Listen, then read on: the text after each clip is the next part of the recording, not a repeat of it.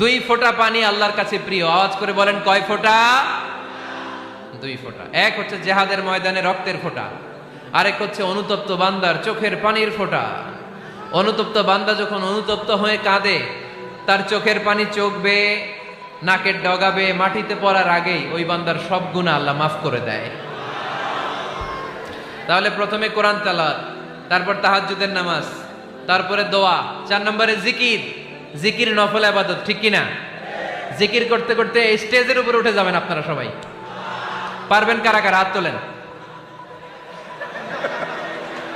কত বড় সাহস দেখছেন? আমার উপরে বলে লাফায় উঠবে। বাঁশ আছে জায়গায়, বাঁশ।